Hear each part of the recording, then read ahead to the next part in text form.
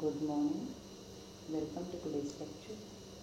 आज के इस लेक्चर में हम एडवांस माइक्रो प्रोसेसर EL 302 का टॉपिक पढ़ेंगे। 8086 माइक्रो प्रोसेसर के रजिस्टर्स। ये हमारी फर्स्ट यूनिट जो 8086 माइक्रो प्रोसेसर की है, उसका कंटेंट है 1.1, 1.2, 3, 4 एंड 5। इसमें से हमने अभी तक जो टॉपिक कवर कर लिए हैं 1.1 एंड 1.2 दोनों मिलाकर चल रहे हैं, क्योंकि आप सेपरेट नहीं कर सकते। BIU एग्जीक्यूशन यूनिट हमने पढ़ लिया। आज हम पढ़ेंगे इंटरनल रजिस्टर्स कौन से हैं, फ्लैग कौन से हैं। ठीक है, एग्जीक्यूशन हमने इंस्ट्रक्शन का एग्जीक्यूशन हम जब इंस्ट्रक्शन पढ़ेंगे उनके साथ पढ़ेंगे, लेकिन किस तरीके से एग्जीक्यूट होते हैं ये हमने BIU पढ़ी है ना, उस समय देख लिया है। EU और BIU एग्जीक्यूशन यूनिट होती है, उसमें एग्जीक्यूशन होता है इंस्ट्रक्शन का। नेक्स्ट हम एड्रेसिंग मोड और modes of operation. Modes of operation आप पढ़ चुके हैं, मिनिमम मैक्सिमम मोड होता है। एड्रेसिंग मोड और कंपैरिजन विद 8088 वो हम नेक्स्ट लेक्चर में पढ़ेंगे। ठीक है, अब देखिए, अब तक जो हमने लेक्चर से टॉपिक कवर किए वो हमने फर्स्ट लेक्चर में कवर किया था 8086 माइक्रो प्रोसेसर से इंट्रोडक्शन। नेक्स्ट लेक्चर में हमने देखा था पिन डिस्क्रिप्शन की, पिन डायग्राम 8086 माइक्रो प्रोसेसर का। थर्ड लेक्चर में हमने कवर किया था 8086 का इंटरनल आर्किटेक्चर और मेमोरी सेगमेंटेशन क्या होता है। आज के लेक्चर में हम कवर करेंगे कि रजिस्टर कौन कौन से होते हैं और फ्लैग रजिस्टर कौन सा होता है 8086 माइक्रो प्रोसेसर में कैसा होता है। नेक्स्ट लेक्चर जो हमारा होगा इस यूनिट के लिए लास्ट लेक्चर होगा, उसमें होगा एड्रेसिंग मोड और कंपैरिजन विद 8088। ठीक है, तो जब हम रजिस्टर की बात करते हैं तो क्योंकि हमने सेगमेंटेशन पढ़ लिया है और इंटरनल आर्किटेक्चर पढ़ लिया है, इसलिए रजिस्टर्स का आपको आइडिया हो गया होगा। सबसे पहले हम देखेंगे EU और BIU। EU होती है एग्जीक्यूशन यूनिट, BIU होती है बस इंटरफेस यूनिट। जो BIU के अंदर हमारे पास रजिस्टर्स यूज में आते हैं वो होते हैं सेगमेंट रजिस्टर और पॉइंटर रजिस्टर। सेगमेंट रजिस्टर्स में हमें code segment, data segment, stack segment और एक्स्ट्रा सेगमेंट, ये 4 सेगमेंट रजिस्टर होते हैं। इंस्ट्रक्शन पॉइंटर और कोड सेगमेंट दोनों मिलकर हम एक जो इफेक्टिव एड्रेस बनाते हैं, 20 बिट का जो एड्रेस बनाते हैं, उस एड्रेस से हम जो हमारा कोड स्टोर होता है, जहाँ प्रोग्राम स्टोर होता है मेमोरी में, वो फैच करने के काम आता है। क्योंकि हमारे 8086 में माइक्रो प्रोसेसर में जो रजिस्टर होते हैं वो या तो 8 बिट के होंगे या 16 बिट के होंगे।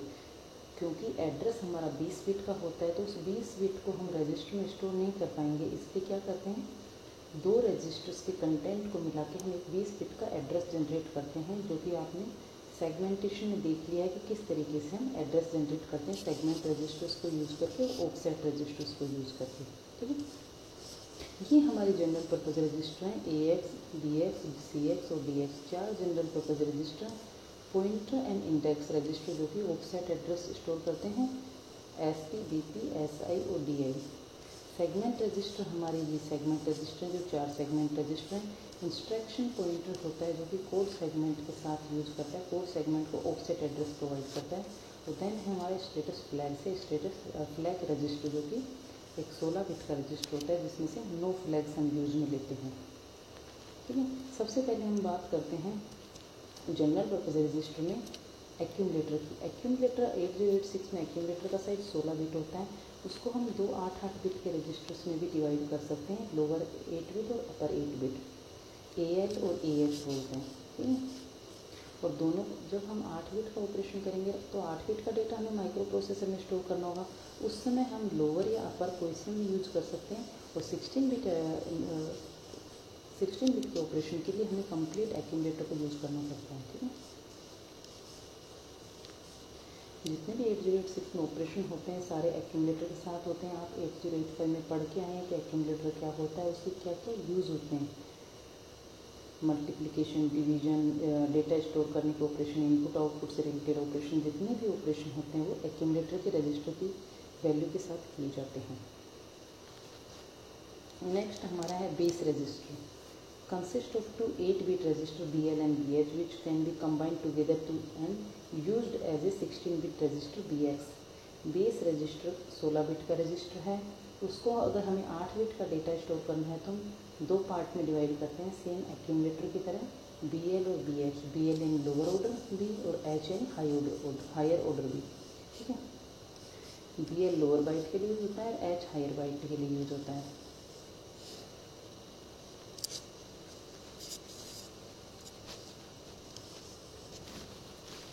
नेक्स्ट हमारा this is a only general purpose register whose content can be use for addressing the 8086 memory. कि 8086 की मेमोरी को इन रजिस्टर को मेमोरी को अगर हमें एड्रेस करना है तो हम बेस रजिस्टर को यूज़ करते हैं। नेक्स्ट हमारा है काउंटर रजिस्टर CX रजिस्टर को भी हम सिमिलरली हमारा 16 बिट का रजिस्टर होता है जिसे दो पार्ट में हम डिवाइड करते हैं, CL और CH के अंदर। ठीक है, H यानी हायर ऑर्डर, L यानी lower order. Counter CX register होता है जो हम काउंटर से रिलेटेड इंस्ट्रक्शंस पढ़ेंगे, जिसमें हमें जैसे शिफ्ट का ऑपरेशन, रोटेट ऑपरेशन, लूप का कोई ऑपरेशन करना होगा तो हमें काउंटर की ज़रूरत पड़ती है। तो जो हम काउंटर की तरह CX रजिस्टर को यूज़ करेंगे, उसमें जो बिट डालेंगे, जो चाहे वो 8 बिट हो चाहे 16 बिट की कोई भी वैल्यू डालेंगे, वो काउंटिंग करेगी लूप को चलाने के लिए। ठीक है, जैसे the instruction loop start automatically decrement CX by 1 without affecting flags and will check if CX equal to 0।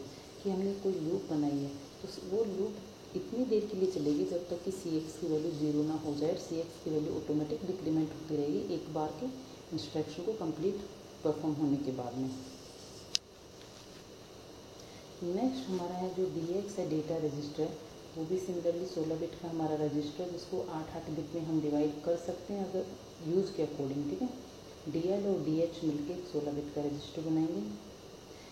ये जो डेटा रजिस्टर हो डेटा को होल्ड करने के काम आता है, क्योंकि ये सारे रजिस्टर किसके अंदर प्रेजेंट है। देखिए अगर आप लोगों को डायग्राम याद हो तो ये एग्जीक्यूशन यूनिट में प्रेजेंट है। तो एग्जीक्यूशन यूनिट में जहाँ पे हमें ऑपरेशन परफॉर्म करना है तो ये सारे टेम्परेरी रजिस्टर हैं जिसमें हम डेटा स्टोर करते हैं कुछ समय के लिए। जैसे ये काउंटिंग के लिए ये बेस रजिस्टर है, ये एक्यूमुलेटर जो कि सारे ऑपरेशन परफॉर्म करने का काम आता है। और DX जो हमारा डेटा रजिस्टर है वो टेम्परेरी डेटा को होल्ड करके रखेगा जब तक कि ALU को डेटा की ज़रूरत नहीं पड़ेगी या फिर रिजल्ट को स्टोर करने के काम आएगा टेम्परेरी। 16 बिट डेटा कहाँ यूज में आता है, जैसे इंटरमीडिएट ऑपरेशन में काम आता है। जैसे हम मल्टीप्लिकेशन करते हैं अगर 8086 में, तो मल्टीप्लिकेशन कैसे करेंगे। जैसे मान लीजिए मैं एग्जांपल देके बताती हूँ कंप्यूटर में मल्टीप्लिकेशन कैसे होता है।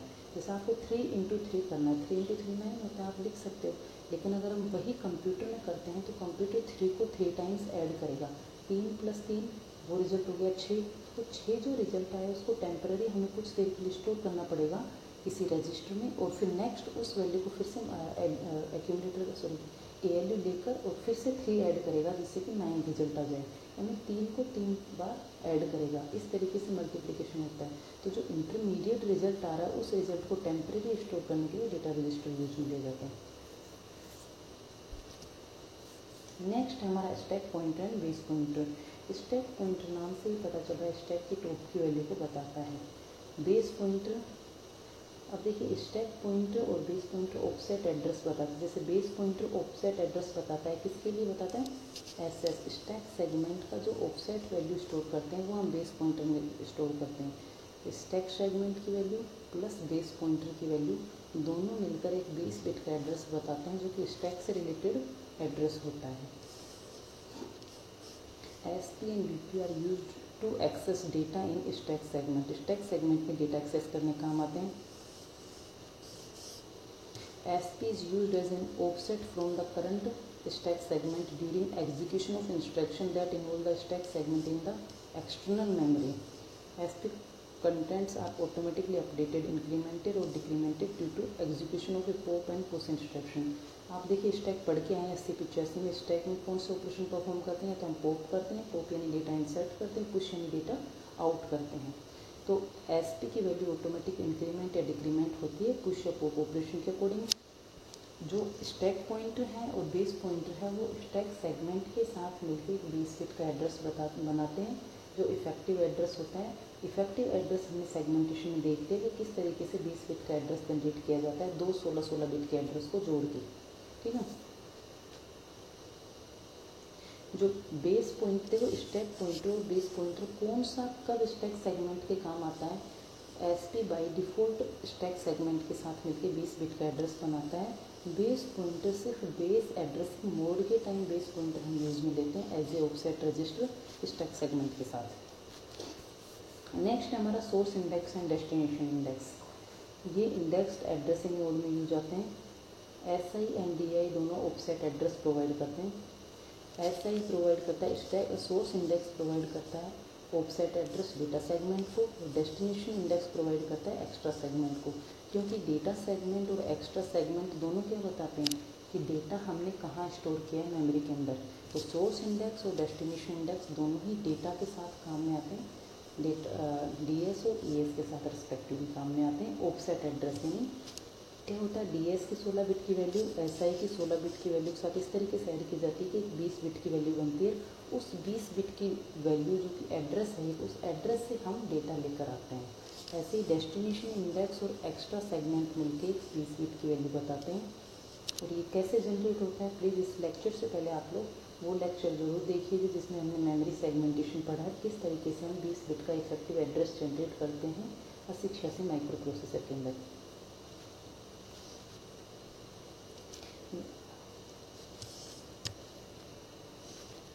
नेक्स्ट हमारा है सेगमेंट रजिस्टर, जो हमारा हम पढ़ चुके हैं। Segment register, code segment, data segment, extra segment और स्टैक सेगमेंट।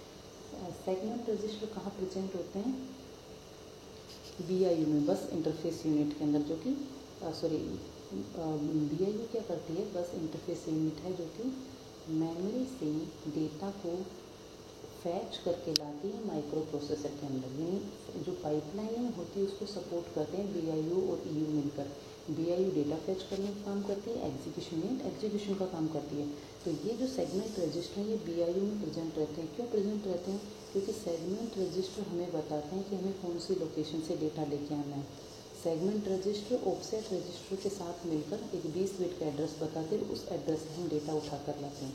जैसे कोड सेगमेंट है वो कोड से रिलेटेड डेटा बताएगा, यानी हमारा प्रोग्राम कहाँ स्टोर है वो वैल्यू बताएगा कोड सेगमेंट। ऐसे ही अगर डेटा कहाँ स्टोर किया गया है वो डेटा सेगमेंट बताता है। एक्स्ट्रा सेगमेंट भी डेटा स्टोर कहाँ किया गया वो बताता है। जो हमारे डेटा सेगमेंट में हमें कुछ स्पेशल डेटा होता है जो एक्स्ट्रा सेगमेंट में हम स्टोर करते हैं, दोनों में डेटा ही स्टोर किया जाता है। ठीक है, एक्स्ट्रा सेगमेंट यानी एक्स्ट्रा काम है, डेटा स्टोर करने का काम कर रहा है। स्टैक सेगमेंट हमारा स्टैक रिलेटेड ऑपरेशंस के साथ काम में आता है। ये बताती है, देखो ये सारा रजिस्टर है 16 बिट की, ये भी 16 बिट का रजिस्टर। ये बताते हैं सेगमेंट, जो मेमोरी में हम सेगमेंटेशन करते हैं ना, उसका स्टार्टिंग एड्रेस क्या है। वो स्टार्टिंग एड्रेस हम सेगमेंट रजिस्टर से बताते हैं, और उस स्टार्टिंग एड्रेस के अंदर कौन सी जगह जाकर डेटा स्टोर करना है वो वैल्यू बताते हैं ऑफसेट रजिस्टर, और दोनों मिलकर एक 20 बिट की वैल्यू बताते हैं। सेगमेंटेशन में ये बहुत अच्छे से मैंने एक्सप्लेन किया है। कोड सेगमेंट के साथ हम IP यूज़ करते हैं ऑफसेट की तरह।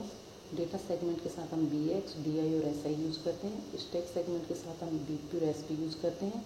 और एक्स्ट्रा, क्योंकि ये दोनों डेटा के पोर्शन है इसलिए BX, DI और SI ये यूज़ करते हैं डेटा सेगमेंट और एक्स्ट्रा सेगमेंट के साथ। एक्स्ट्रा सेगमेंट में हम स्ट्रिंग ऑपरेशंस के टाइम ज़्यादा यूज़ करते हैं। नेक्स्ट हमारा जो हो गया, ये हमारा कंक्लूजन हो गया कि हमने कौन कौन से रजिस्टर पढ़े हैं। फ्लैग रजिस्टर पढ़ने से पहले ये देखिए, जनरल पर्पस रजिस्टर कौन से होते हैं, या तो 16 बिट के होते हैं, 8 बिट के होते हैं। यानी जो 16 बिट के रजिस्टर हैं उन्हीं को 2 पार्ट में करके हम 8 बिट का बना देते हैं। AX, BX, CX और DX, ये हमारे 4 जनरल पर्पस रजिस्टर हैं, जिनको अगर हम 8 में करते हैं तो हमारे टोटल 8 बिट के रजिस्टर्स बन जाते हैं। पॉइंटर रजिस्टर कौन से होते हैं, स्टैक पॉइंटर और बेस पॉइंटर, ये पॉइंटर रजिस्टर हैं जो कि 16 बिट के रजिस्टर हैं। इंडेक्स रजिस्टर कौन से हैं, SI और DI, सोर्स इंडेक्स और डेस्टिनेशन इंडेक्स, डेटा सेगमेंट के और एक्स्ट्रा सेगमेंट के साथ काम आते हैं। ठीक है, ये स्टैक सेगमेंट के साथ काम में आते हैं as a offset register. Instruction pointer special case है, जो हम प्रोग्राम काउंटर पढ़ते थे ना, वैसे ही इंस्ट्रक्शन पॉइंटर होता है कि नेक्स्ट इंस्ट्रक्शन किस लोकेशन से आएगा, वो इंस्ट्रक्शन पॉइंटर बताता है। तो कोड सेगमेंट जो कि बताता है कोड सेगमेंट का starting address, code segment register, जो कि किसके अंदर प्रेजेंट है, BIU के अंदर प्रेजेंट है।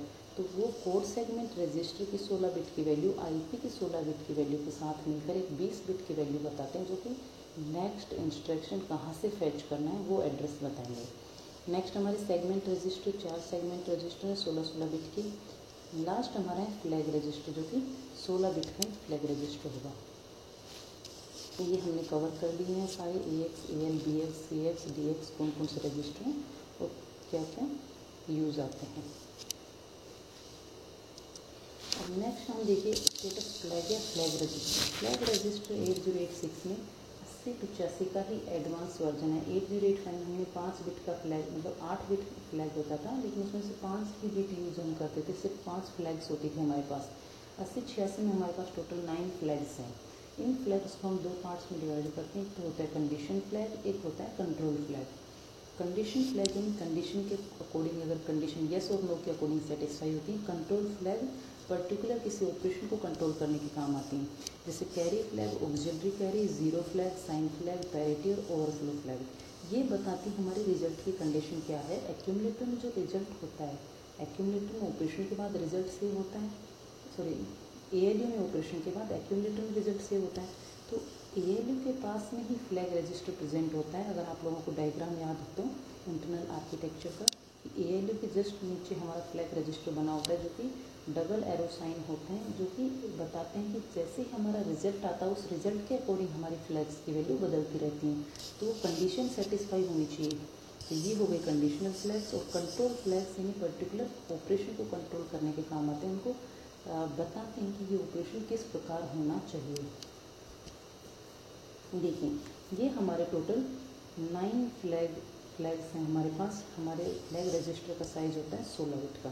ठीक है, उस 16 में से हम सिर्फ 9 यूज करते हैं। 7 जो लोकेशंस हैं वो हमारी वैकेंट होती हैं, हम यूज़ नहीं करते। तो ये प्लीज़ रिमेंबर कर लीजिए। Carry flag, parity flag, auxiliary carry flag, zero flag. ये देखिए, हम एक एक को एक्सप्लेन कर लेते हैं। सबसे फर्स्ट हम देखते हैं कैरी फ्लैग। जैसे 8085 में होता था, कैरी फ्लैग क्या काम करता है।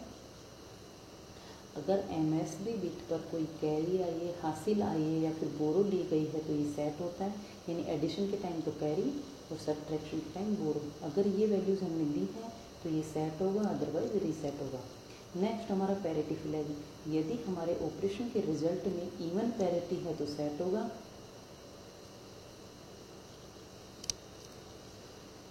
अदरवाइज रीसेट होगा। इवन पैरिटी डिसाइड करता है पैरिटी फ्लैग, ध्यान रखना। इवन बाय डिफॉल्ट जो हम पैरिटी पढ़ते हैं तो इवन पैरिटी पढ़ते हैं। तो इवन पैरिटी है यानी एक नंबर 1 काउंट करना, 1010 होता है रिजल्ट में, तो वंस की संख्या काउंट करो, और अगर वंस की संख्या सम आती है तो ये सेट है, अदरवाइज रीसेट है।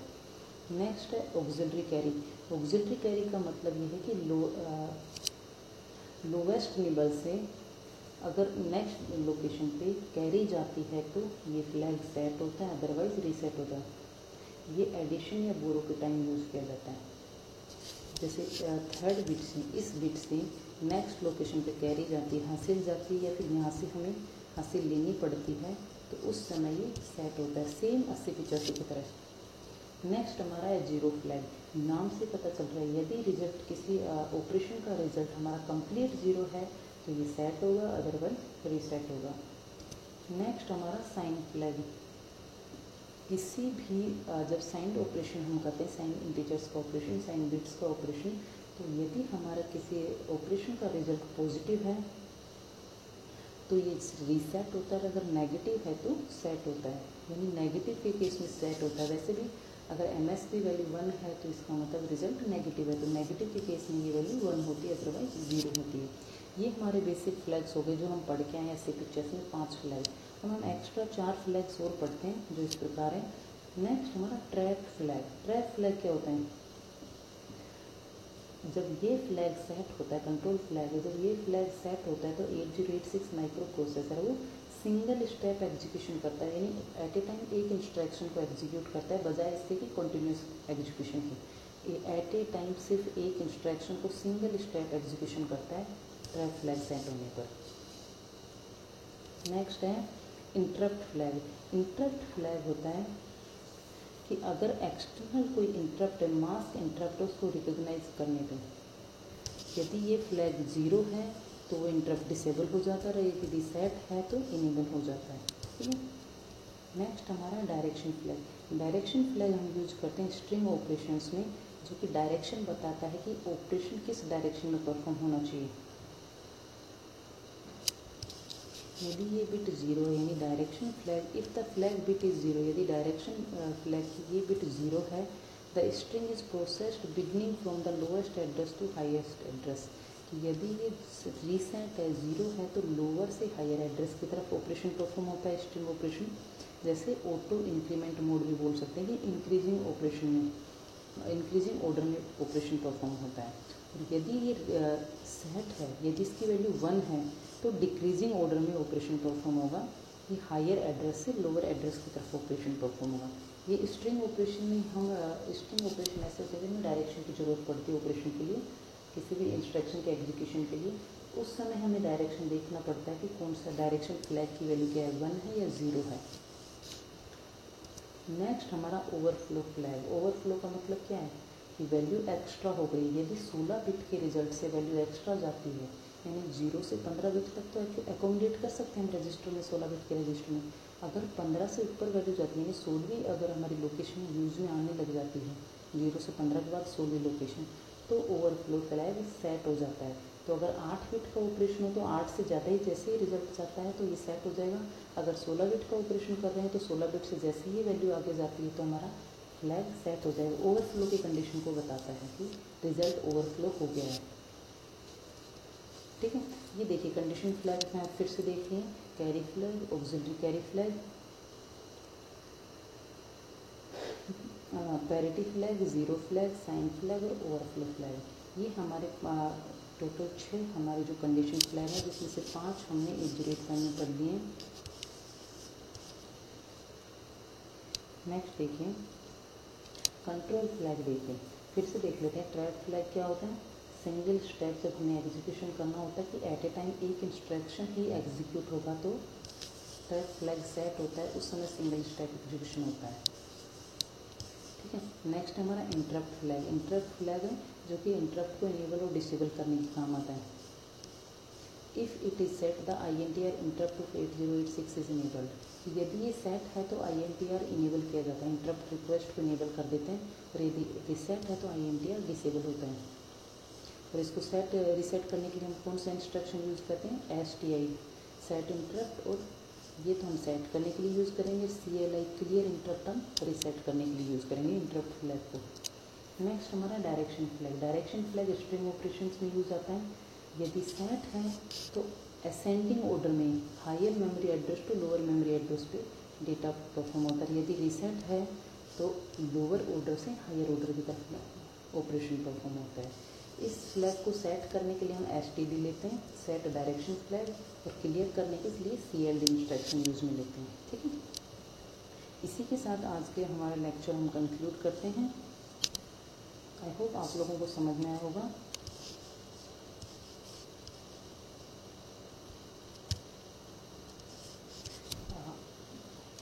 आप लोगों से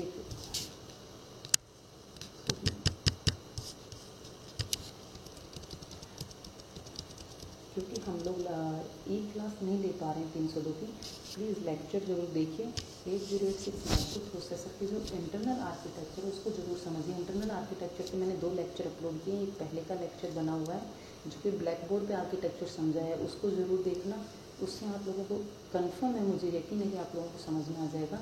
उसके बाद एक सेकंड लेक्चर और अपलोड किया जो कि इंटरनल आर्किटेक्चर का ही है, लेकिन उसमें मेमोरी सेगमेंटेशन को ज़्यादा एक्सप्लेन किया कि सेगमेंटेशन क्या होता है। तो उस लेक्चर को देखने के बाद आपको 8086 में कोई डाउट नहीं रहेगा। उसी के साथ क्योंकि ये जो 1.1 एंड 1.2 टॉपिक्स हैं दोनों आपस में जुड़े हुए हैं एक दूसरे से, इसलिए सेपरेट कर करके डाले हैं। इस तरीके से हमने लेक्चर अभी तक बनाए हैं।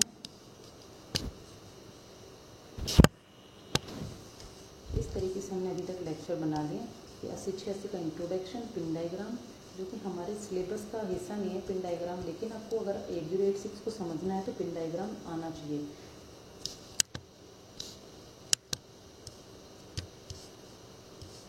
नेक्स्ट इंटरनल आर्किटेक्चर और मेमोरी सेगमेंटेशन। मेमोरी सेगमेंटेशन बहुत इंपॉर्टेंट है, और एड्रेस कैसे जनरेट किया जाता है, 20 बिट का इफेक्टिव एड्रेस कैसे बनाते हैं, वो मेमोरी सेगमेंटेशन में ही मैंने एक्सप्लेन किया है। उसके बाद जो आज का लेक्चर था वो रजिस्टर्स के ऊपर था, फ्लैग रजिस्टर्स के ऊपर था। ठीक है, नेक्स्ट हम जो पढ़ेंगे लेक्चर वो हम एड्रेसिंग मोड ऑफ 8088 से कंपेरिजन पढ़ेंगे। इसी के साथ हमारा फर्स्ट यूनिट कंप्लीट हो जाएगी। ठीक है, लेक्चर एंड करते हैं। Have a wonderful day.